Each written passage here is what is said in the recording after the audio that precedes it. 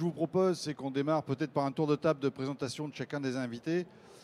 Avec une petite question, c'est peut-être plus simple, que vous me donniez en quelques mots, est-ce que la France est compétitive? Allez, on va dire, entre 0 et 10. Je ne sais pas, j'ai envie de démarrer par Thomas Courbe, qui est le directeur général de la DGE, Direction Générale des Entreprises. Alors déjà, un grand merci, Thomas Courbe, d'accepter de venir. Je sais que vous êtes dans une période de réserve. Il y a plein de choses que vous ne pouvez pas nous dire. Mais vous pouvez quand même nous dire si, d'après vous, la France est compétitive. De 0 à 10, vous mettez combien? De 0 à 10, c'est difficile. Plus compétitif que l'Allemagne dans l'industrie sur la compétitivité prix, c'est sûr. Et numéro 1 sur les investissements étrangers en Europe, c'est aussi un signal fort de la compétitivité. Donc 8, 8,5, parce que visiblement il y a des négatifs, on va le voir après, c'est ça. Élevé, en tout cas en croissance. Alexandre Sobo, donc, qui représente France Industrie, également président de l'OT, mais il vient au nom de France Industrie.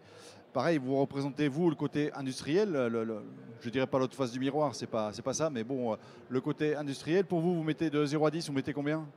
Moi, je me méfie, j'ai toujours l'habitude de me méfier des notes, parce que ça donne forcément une image très fixe d'une réalité qui est en fait assez variable. La France, c'est à la fois énormément d'atouts, autour de ses domaines d'excellence, de la compétence de ses collaborateurs, de ses infrastructures. Et c'est de l'autre côté, en contrepoint, une grande capacité à surcharger le secteur productif d'impôts, à surtransposer les règles de la Commission européenne et à empiler les réglementations au-delà de tout le strict nécessaire.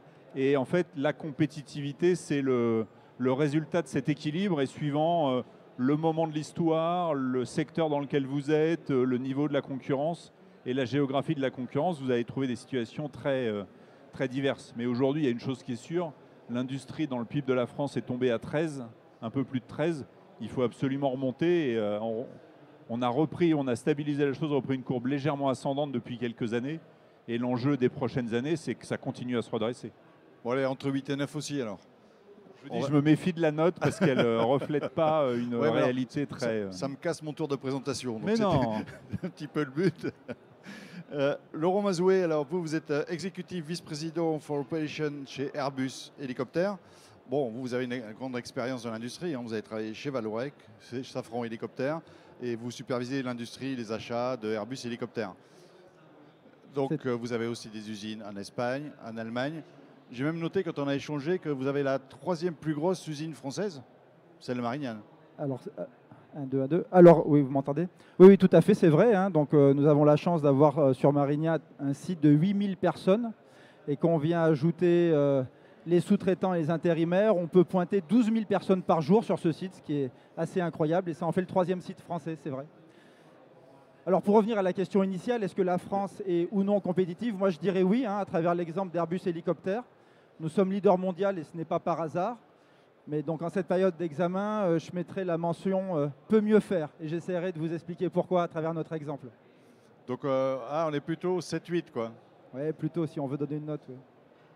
7-8, ça, on va essayer de remonter le curseur. Alexis de Nervaux, bonjour. Alors vous êtes Group Chief Digital and Information Officer chez Terreal.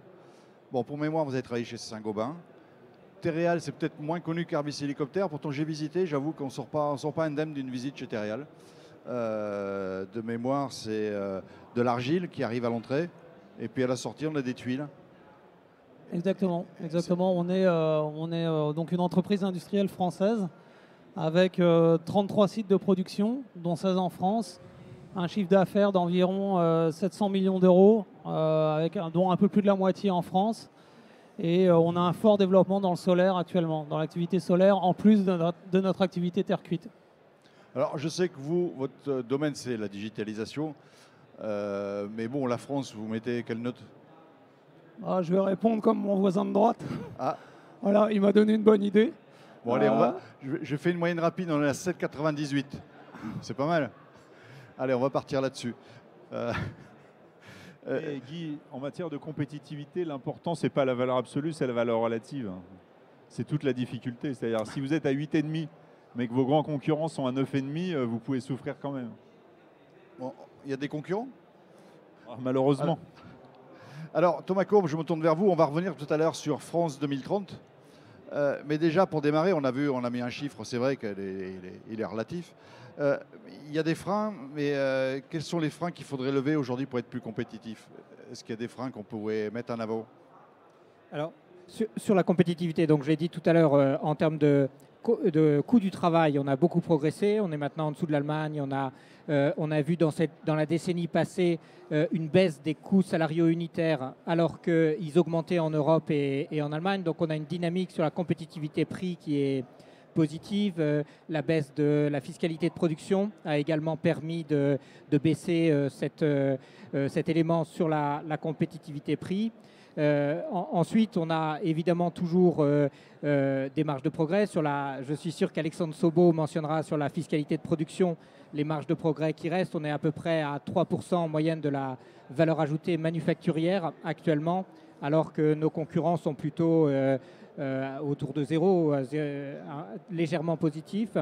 Et puis, il y a des enjeux de compétitivité hors prix qui sont majeurs sur l'innovation, le positionnement sur les marchés d'avenir, qui sont également des enjeux très importants pour les prochaines années et sans doute là que se situe l'essentiel. Alors, toujours sur la compétitivité production, j'imagine, Alexandre, que vous avez d'autres chiffres. On vient d'où? On va où? Et qu'est-ce qu'on peut encore gratter et gagner? Il y a déjà, encore une fois, je l'ai dit, et Thomas l'a très bien redit, la pente est dans le bon sens.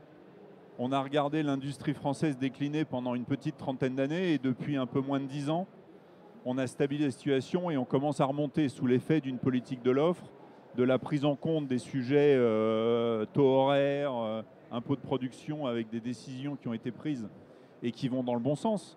Il faut qu'elles s'inscrivent dans la durée. Quand on prend les impôts de production, on est encore à plus du double de la moyenne européenne et beaucoup plus que nos amis allemands. Quand on prend les sujets réglementation, transposition, on est aussi assez élevé. Quand on prend la totalité des impôts qui pèsent sur les entreprises, on a 5 à 6 points de PIB de plus que nos grands voisins qui sont pris en charge par les entreprises au sens large. Alors, dans les entreprises, il y a évidemment les salaires, les collaborateurs, donc on retrouve des débats qui sont le reflet de ces difficultés sur le pouvoir d'achat, sur le niveau du salaire net. Tout ça, évidemment, est un équilibre entre la compétence, la compétitivité, la concurrence et la capacité des entreprises à faire. Je vous dis, moi, j'ai 2 messages. Un, on est dans la bonne direction, et ça, c'est quand même important. Et si on veut retrouver une industrie plus forte, qui soit un instrument de souveraineté dans ces moments où on en a beaucoup parlé avec la crise logistique, la crise du Covid, et puis maintenant la guerre à nos portes, sur tous ces sujets, on n'y arrivera qu'avec une industrie plus forte. Et une industrie plus forte, c'est passer de 13 à 15 et se donner ensemble l'objectif de retrouver le plus près possible de 20 points dans le PIB pour la part de l'industrie dans l'économie française. Et ça passe par poursuivre les actions engagées. Et ça a été très bien dit, on a vu des signes positifs. Solde positif d'implantation industrielle en France en 2021 pour la première fois à des niveaux élevés pour la première fois depuis très longtemps. C'est un solde d'emploi industriel qui est redevenu légèrement positif. C'est numéro 1 dans les classements d'attractivité. On n'en a pas parlé, mais on a quand même le CIR, on a nos écoles d'ingénieurs, on a tout un tas d'atouts. Et il faut capitaliser dessus pour que dans 5 ans, ça se voit encore plus qu'aujourd'hui. Alors là, on avait un peu la compétitivité, coût de production, etc. On va peut-être parler un peu de digitalisation, parce que j'ai 2 spécialistes qui ont fait beaucoup de choses dans le 4.0 et l'industrie du futur. Alexis Nervaux, je me tourne vers vous. Alors déjà, j'avoue, quand on parle de tuiles, je vois mal des conteneurs venir de Chine avec des tuiles. Tout à fait. Donc, pourquoi être compétitif chez vous, en fait? On peut se dire qu'après tout, bon, c'est pas bien grave. Ouais, alors nous, en fait, la digitalisation chez Terreal, c'est pas une digitalisation qui, comme ça a pu être le cas dans certaines entreprises il y a une dizaine d'années, faisait de la digitalisation pour de la digitalisation, avec de l'effet de com, etc. Chez Terreal, la stratégie qu'on a mis en place autour de la digitalisation, c'est vraiment, on a 3 axes majeurs pour ce qui est de la partie industrielle, à savoir ce qu'on appelle chez nous le smart process, c'est-à-dire mettre du digital pour arriver à améliorer nos process, à capter de la data, cette data à pouvoir l'analyser, et une fois qu'on a analysé cette data, donc améliorer nos processus de production et donc la qualité. On a un deuxième axe qui est chez nous critique, qui est de réduire les pannes, donc avec ce qu'on appelle la smart maintenance. Donc c'est mettre en place des solutions digitales qui vont nous aider à anticiper des casses machines, typiquement. Et le dernier, c'est la gestion de nos ressources naturelles. On est propriétaire de nos carrières et donc nos usines sont implantées à côté de nos carrières et donc il est critique pour nous d'arriver à gérer au mieux ces matières premières dans la mesure où on veut encore une fois améliorer nos rendements. Avec tout ça, vous diminuez les rebuts, c'est ça? Il y a un objectif là-dessus de diminuer les pertes? Oui, alors effectivement, mais alors c'est pas direct. C'est-à-dire que le digital en soi ne va pas, c'est pas la baguette magique comme on peut l'entendre dans certains cas où on a l'impression qu'on installe une solution ici ou là, et on secoue un peu le shaker et automatiquement les rebuts diminuent de 50%. C'est-à-dire que le digital, à mon sens en tout cas, aide à comprendre, aide à analyser et ensuite à améliorer. Donc dans cette perspective, effectivement, les solutions digitales qu'on met en place vont potentiellement et nous aident potentiellement à améliorer le rebut. Mais il n'y a pas que ça.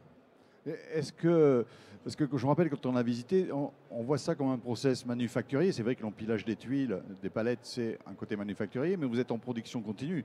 C'est quand même une production continue. Est-ce que vous faites de la maintenance prédictive?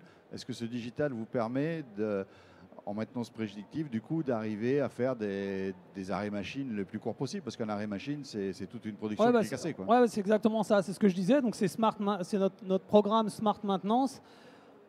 Aujourd'hui, en fait, on est dans une phase de... Alors, c'est le terme qu'on utilise, Proof of Concept, donc POC, où en fait, l'idée, c'est... Enfin, ma stratégie est assez simple, c'est-à-dire qu'il y a tellement de solutions sur le marché et il y en a tellement de nouvelles qui arrivent chaque jour que ça devient très compliqué d'arriver à trouver la bonne. Donc, ce qu'on fait, c'est qu'on utilise un phénomène d'entonnoir. Donc, on sélectionne une quinzaine de solutions. Sur les 15, on va en retenir 5. Sur les 5, on va en tester 2.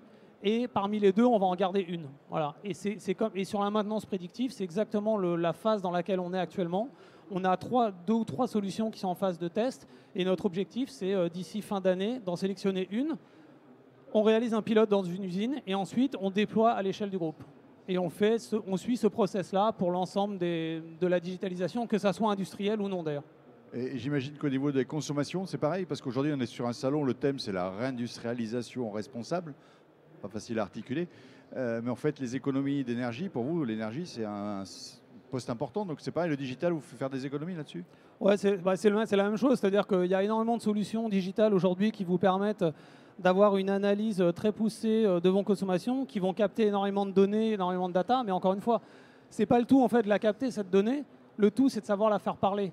Et le problème qu'il y a aujourd'hui, je pense, en tout cas chez nous, c'est que capter de la data avec des capteurs, des solutions techniques, hardware, c'est assez simple.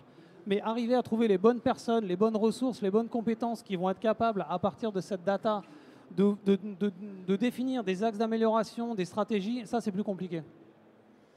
Est-ce que... je sais que vous avez racheté il n'y a pas très longtemps différentes usines dans différents pays. Donc vous n'avez pas que la France, vous avez élargi. Mais du coup, l'objectif, ça va être d'homogénéiser un petit peu tous les échanges avec tous les postes, tous les sites. J'imagine que c'est un challenge important, ça. Ouais, alors oui et non. Vous m'auriez posé la question il y a 10 ou 15 ans, je vous aurais dit oui sans hésiter. Aujourd'hui, en fait, il y a un autre aspect qui rentre en ligne de compte, qui est l'aspect cybersécuritaire. Aujourd'hui, on a effectivement plusieurs pays, on a des sites industriels dans différents pays, mais qui d'un point de vue informatique sont complètement étanches les uns par rapport aux autres. Donc la question qui se pose, c'est effectivement, on peut se dire qu'on va déployer toutes nos solutions sur tous les sites. Le problème de ça, c'est que énormément des solutions, alors j'ai pas envie de rentrer dans trop de techniques, sont des solutions ce qu'on appelle SaaS, c'est-à-dire que ce sont des solutions qui nécessitent une communication vers l'extérieur. Et le problème de ces solutions, c'est qu'à partir du moment où on engendre une communication avec l'extérieur, automatiquement, le risque cyber est multiplié par 10, 20 ou 30. Et donc, le choix qu'on doit avoir, c'est soit effectivement avoir un passage à l'échelle au niveau du groupe, en augmentant le risque cyber, sachant que bon, les entreprises industrielles, alors, en France en tout cas, pour en avoir fait plusieurs, ce qu'on appelle l'informatique industrielle est quand même assez en retard d'un point de vue cybersécurité. Voilà, c'est un secret pour personne. Et donc du coup, il faut vraiment trouver le bon équilibre entre cette problématique cybersécuritaire d'un côté et cette volonté de passage à l'échelle des solutions à travers le groupe. Est-ce que dans toutes ces évolutions que vous faites, vous profitez de France Relance? Oui, alors on en a profité complètement, à hauteur, alors pour être précis, de 423 000 euros. Voilà.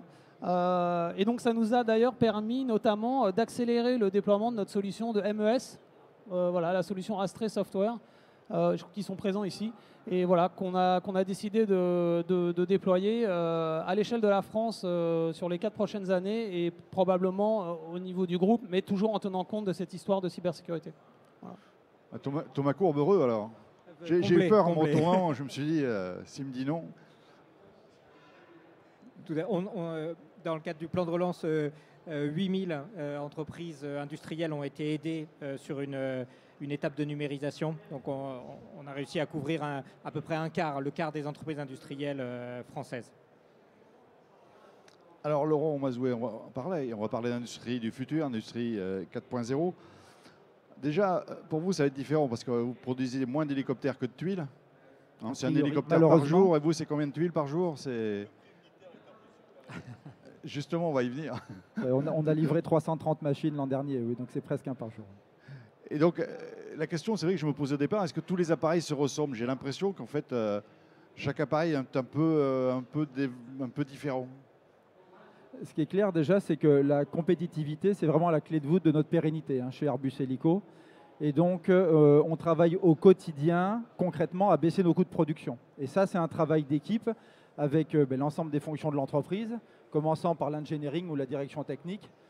Dès que nous sommes sur un nouveau développement, où on le verra après, une adaptation, j'allais dire, d'une variante, eh bien, on se met en mode plateau et on est en phase de co-engineering pour mettre physiquement les gens ensemble au plus tôt dans le processus.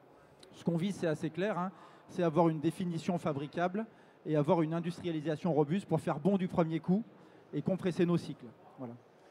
Bien sûr, juste après ça, en tant qu'opération, on doit exécuter conformément à ce qui est prévu. Donc, tenir les temps, ne pas faire de retouches, ne pas faire de rebuts, tenir les cycles, etc.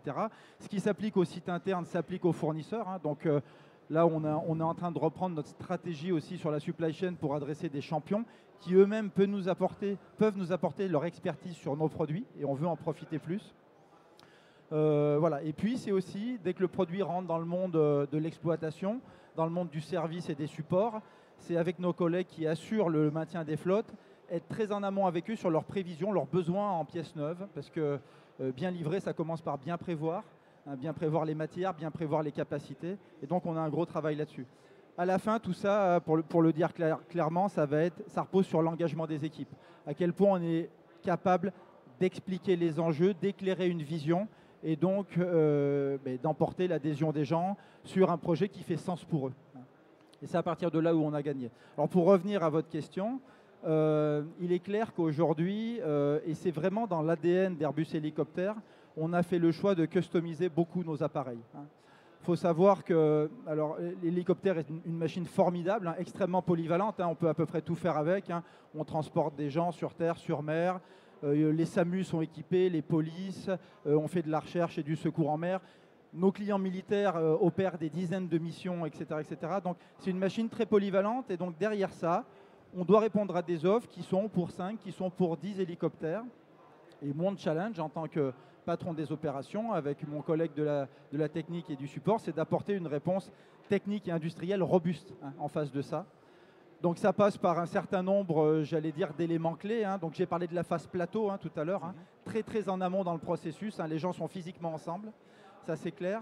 On a des plateformes qui vont être capables d'adresser, j'allais dire, des variantes en base, c'est-à-dire à partir, pour donner une image, un Super Puma, un hélicoptère Super Puma, aujourd'hui on va savoir le vendre dans le monde du civil, on va savoir le vendre dans le monde du militaire, avec un effort de customisation qui est réel mais qui est quand même maîtrisé.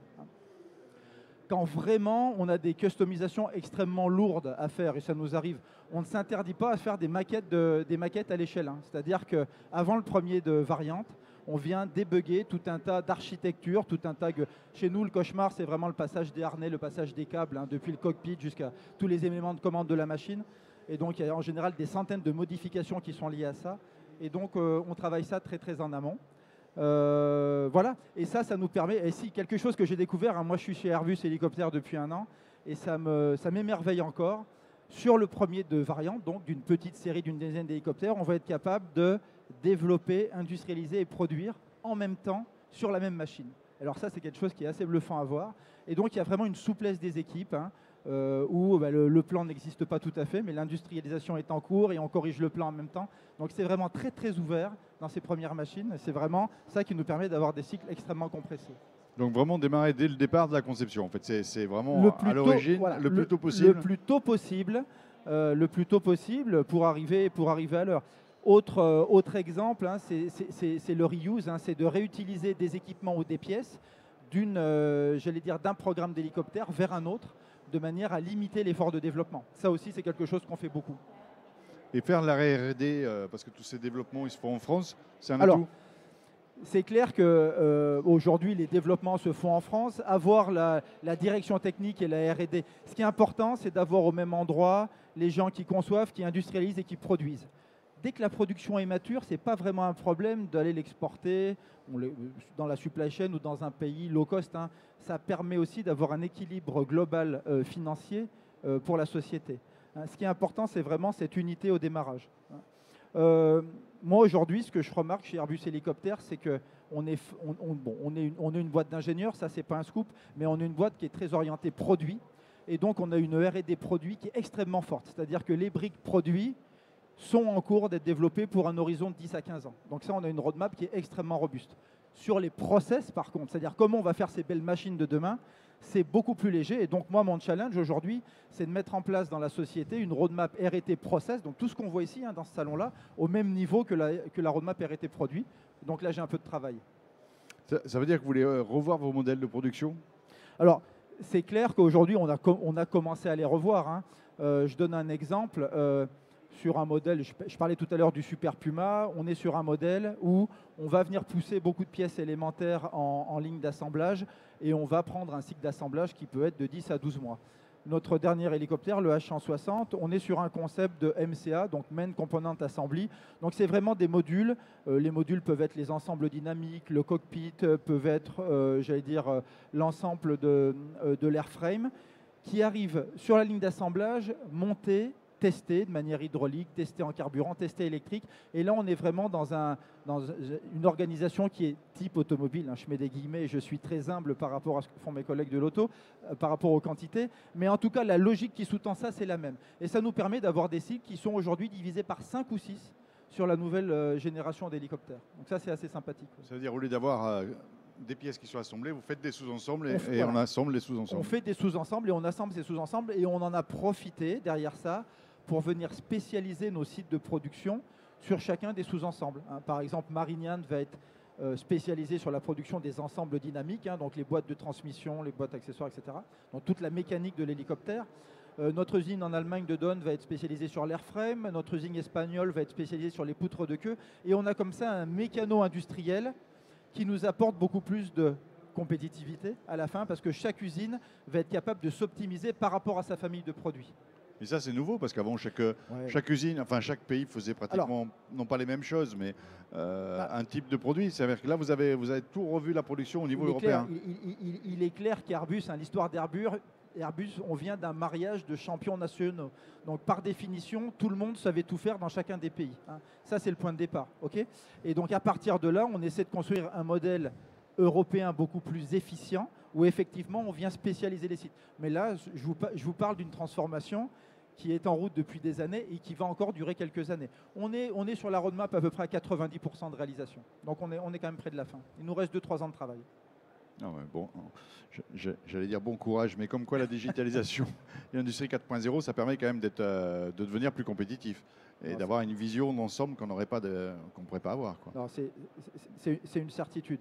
C'est une certitude. Donc là, on a fait un petit peu. Après, pardon, je voulais juste revenir deux secondes sur ce que vous disiez, parce que je pense que c'est vraiment un des éléments essentiels de la digitalisation dont on parle depuis des années. Ce que vous disiez au début, vous disiez qu'en fait, à partir du moment où on réussit à susciter de l'intérêt et à embarquer les équipes, quel que soit le projet de digitalisation, le pari est quasiment gagné. Et je vous rejoins complètement.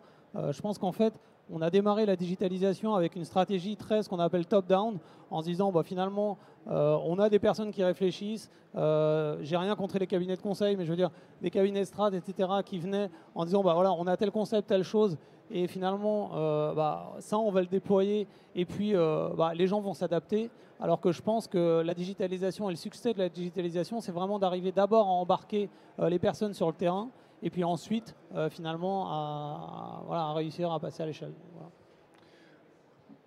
Alors, on a parlé de compétitivité, production, digitalisation. Il y a un autre aspect, Alexandre Sobo, je sais qu'il vous tient à cœur, c'est tout ce qui est réglementation.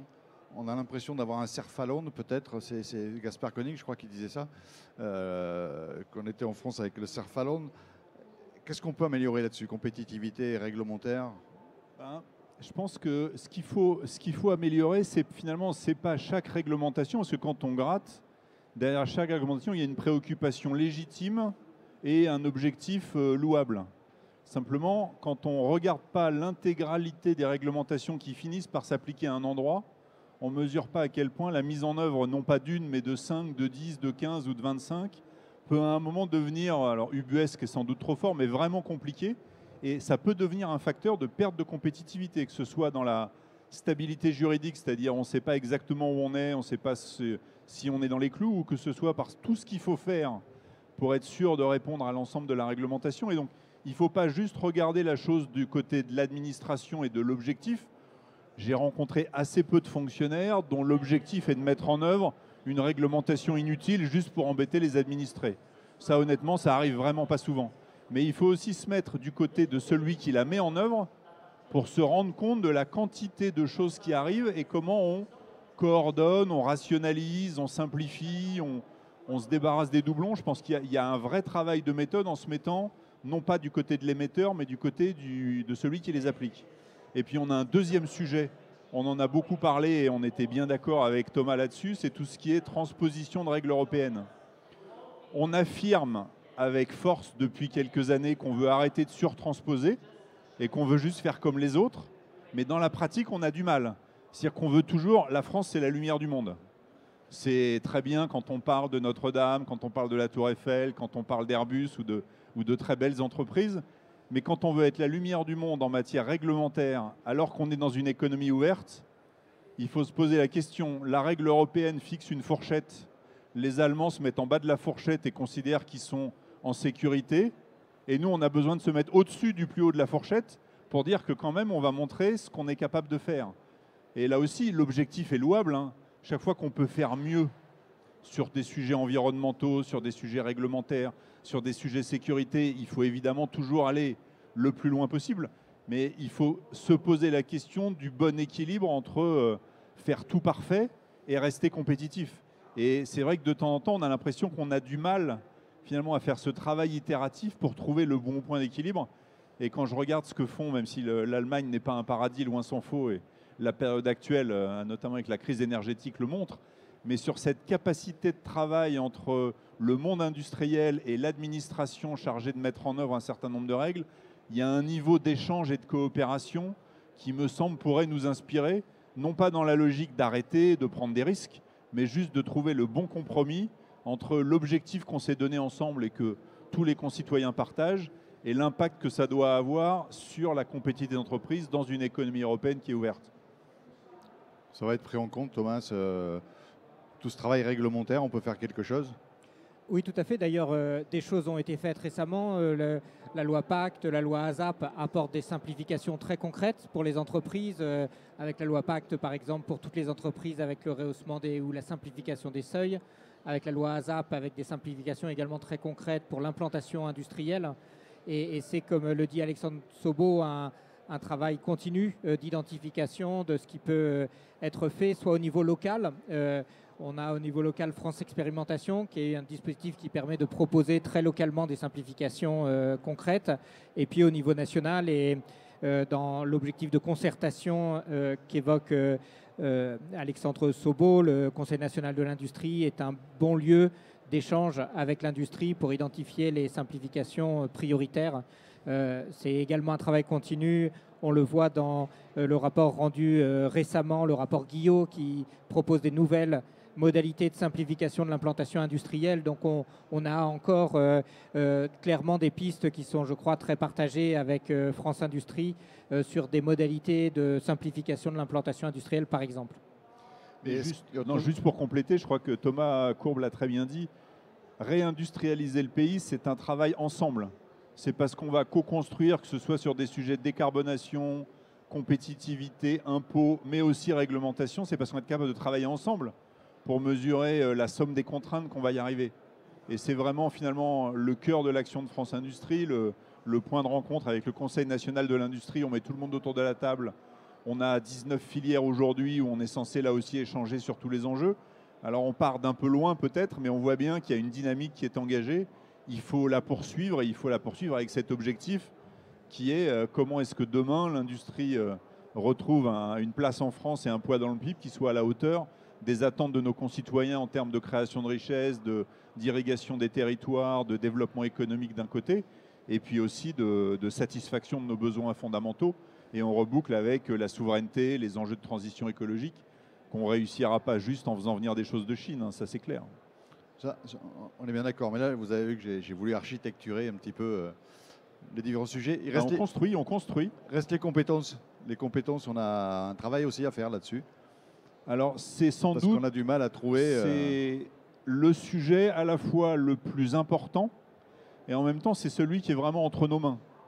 Parce qu'on a des outils de formation, on a des gens, enfin quand vous promenez dans les entreprises industrielles de France, dans la majorité d'endroits, vous trouvez des gens compétents, motivés. Enfin, j'ai eu la chance de visiter Marignane il y a quelques années, c'est un endroit extraordinaire. Et quand on parle avec les gens qui fabriquent les hélicoptères, on voit cet engagement, cette motivation, ce sens du produit, cette envie d'avancer. Il faut donner à voir l'industrie, il faut plus donner aux gens envie, en particulier aux jeunes et aux jeunes femmes, de venir travailler chez nous. Et puis il faut aussi se poser la question, il y a des choses qui ont été faites dans le cadre de la réforme d'assurance chômage, le fonctionnement du marché du travail, comment est-ce qu'on se bat contre tous les freins au retour à l'emploi. Et avec pour moi une ligne de conduite qui est très importante, c'est quand on parle formation et compétences, il faut parler aspiration individuelle, ça c'est important, mais il faut parler employabilité, c'est-à-dire attente du marché du travail. Et envoyer des gens dans des secteurs sans avenir, c'est quand même un sujet, il faut absolument qu'on continue à y travailler. Employabilité, besoin de nos filières, en particulier industrielles, donner à voir l'intérêt de nos métiers. C'est des sujets, en tout cas à France Industrie, avec toutes nos branches et nos filières. On est pleinement mobilisés, on travaille évidemment avec la DGE, on travaille avec le ministère du Travail, on travaille avec le ministère de l'Éducation nationale. Il y a énormément de travail, mais c'est indispensable de réussir. Laurent Mazoué, oui. vous avez ce problème, vous avez ce problème en interne de compétences, et puis quelque part, tout le monde veut un peu les mêmes profils, non? C'est un peu ça? Alors c'est un vrai sujet de préoccupation aujourd'hui, hein. Moi aujourd'hui en France, il me manque entre 300 et 400 personnes entre mes sites de Marignane et de Paris-le-Bourget, que ce soit pour des opérateurs de production ou des gens dans les fonctions support.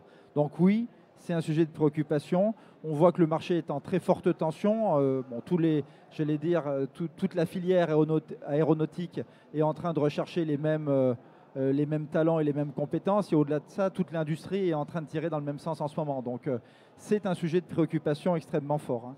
On a besoin d'avoir plus de jeunes sur le marché. On a besoin aussi de réintéresser les jeunes à l'industrie, hein, de toiletter notre image, hein. Je prends notre exemple, hein. Il y a eu ces dernières années beaucoup de bashing sur l'aviation. Il faut redonner envie aux jeunes de venir et de monter à bord avec nous pour changer les choses, hein. On veut être leader dans la décarbonation de notre industrie, hein, d'être neutre en émissions en 2050, de proposer le premier avion qui soit totalement neutre en 2035. Et sur les process industriels et bâtiments industriels, on a des roadmaps extrêmement agressifs jusqu'à 2030. Donc ça veut dire des nouveaux bâtiments, des nouveaux investissements, des nouveaux produits. Enfin, j'allais dire pour des techniciens et des ingénieurs, du pur bonheur. Donc voilà, je prends les CV en sortant, mais toutes les candidatures sont les bienvenues en ce moment chez Airbus Hélicoptère. Thomas Courbe, sur ce sujet, avant qu'on aborde de France 2030, mais c'est peut-être intégré d'ailleurs. Sur les compétences, Airbus Hélicoptère n'est évidemment pas le seul, et on a aujourd'hui à peu près 70 à 80 000 postes ouverts dans l'industrie, donc un très fort déficit. Il y a les enjeux d'attractivité qui ont été bien mentionnés, les actions au niveau global, l'apprentissage aussi, le doublement de l'apprentissage. Il y a des solutions de niveau global et puis il y a aussi des solutions qu'on doit mettre en œuvre à la fois adaptées à chaque filière, ce qu'on a fait avec l'université du nucléaire par exemple, avec le campus des industries navales qui sont des formations qui sont vraiment dédiées aux besoins spécifiques de chaque filière. Et puis des solutions aussi qui passent souvent par la solution locale. Dans les territoires d'industrie, il y a eu 160 solutions de formation qui ont été soutenues, qui sont des solutions qui sont adaptées à chaque territoire et qui complètent assez bien en local, ou les écoles de production qui vont doubler d'ici l'an prochain, qui sont des solutions qui répondent bien aussi aux besoins des écosystèmes locaux. On a besoin de ces deux niveaux d'approche et puis de l'approche verticale avec les besoins des filières pour essayer de couvrir au mieux les besoins, donc au-delà des enjeux d'attractivité notamment qui restent majeurs. Alors là, on a 2-3 minutes pour parler de France 2030, ça va être court. Mais bon, déjà, vous ne pouvez pas dire trop de choses. Mais c'est quoi un petit peu la logique globale de ce plan ? La logique globale telle qu'elle a été présentée, c'est de placer la France parmi les grandes nations industrielles sur les marchés stratégiques en 2030. Pour faire ça, c'est de donner un accent particulier sur les acteurs les plus innovants, les acteurs émergents qui sont en forte croissance, qui peuvent devenir des leaders sur leur marché. C'est évidemment de donner une part essentielle, la moitié à peu près de l'effort sur toutes les solutions pour la transition écologique. Et ceci en soutenant de manière ciblée les acteurs les plus innovants, les solutions les plus performantes dans tout un ensemble de domaines qui vont répondre finalement à tous ces enjeux. Donc ça va par exemple en ce moment un appel à projet sur les premières usines. Beaucoup de startups ont du mal à créer leur première usine industrielle. On est ici à Global Industries et une partie des startups présentes ici sont dans cette situation. Il y a beaucoup de risques, une barrière, un mur d'investissement difficile. Donc on apportera un soutien à ces projets pour, par exemple, un projet d'une startup qui veut fabriquer, produire un exosquelette pour les personnes à mobilité réduite. On a des enjeux de métaux stratégiques. La guerre en Ukraine nous montre à quel point nous devons renforcer notre indépendance sur un certain nombre de métaux stratégiques. Le titane, par exemple, bien connu de l'industrie aéronautique, qui vient aujourd'hui à 40% de Russie. Et on a des projets concrets pour du recyclage, notamment de titane, qui permettra de réduire notre dépendance. Des besoins jusqu'au service à l'industrie, avec un appel à projet en cours sur la logistique 4.0, qui est aussi un élément de la compétitivité de l'industrie, ou encore la santé numérique, qui est, dans lequel on a évidemment des perspectives de développement du marché d'ici 2030 considérables, des places à prendre, et beaucoup d'acteurs qui proposent des solutions souvent risquées, innovantes, et qui doivent être soutenues pour arriver sur le marché. Donc c'est la combinaison de l'action sur l'ensemble de ces secteurs d'avenir qui doit permettre d'accélérer le développement des entreprises, d'ailleurs start-up, mais aussi PME, TI, grands groupes, souvent dans des projets communs, collaboratifs, pour amener ces solutions sur le marché. Écoutez, je vous remercie. On va inciter tout le monde à suivre vos appels à projets pour en fait s'y inscrire. On a fait un peu le point sur tous les éléments de compétitivité qu'on peut augmenter ou améliorer. Mais Alexis, il y en a un qui m'avait surpris, où m'avait dit on a racheté des sites à l'étranger. Et en fait, on a un problème de compétitivité, c'est la compétitivité linguistique. Ouais, alors effectivement, alors je dirais qu'en fait c'est un peu à deux vitesses. C'est-à-dire que la jeune génération, on se rend compte en fait qu'il n'y a pas tellement de problèmes. C'est-à-dire qu'en tout cas en anglais, il y a vraiment un niveau d'anglais qui permet de travailler complètement efficacement avec les filiales à l'étranger. Par contre, c'est plus la génération, disons, voilà, la personne à partir d'une cinquantaine, voilà. Visiblement, il y a des exemples autour de la table, mais je suis le premier. Hein. Voilà. Et là, effectivement, en fait, voilà, Terreal, c'est un groupe industriel majoritairement français au départ. C'est un rachat, une croissance externe qui est arrivée en 2021. Et en fait, on se rend compte que très concrètement, il y a des réunions où, si on veut mener la réunion, il faut qu'il y ait quelqu'un qui momentanément fasse la traduction parce que la personne, tout simplement, n'est pas en mesure de communiquer. Et en fait, c'est quelque chose qui paraît très, très basique, mais très handicapant. Mais voilà, encore une fois, ce qui est positif, c'est qu'on se rend compte que vraiment, la jeune génération, voilà, ça marche mieux. Bon, écoutez, on va essayer de tous faire un effort là-dessus. En tout cas, je vous remercie tous les quatre d'avoir participé à ce débat. On a parlé de toutes les compétitivités possibles. On sera encore meilleurs. Je pense qu'on sera peut-être à 9,95 la prochaine fois. Merci à vous quatre. Merci. Merci. Merci. Merci.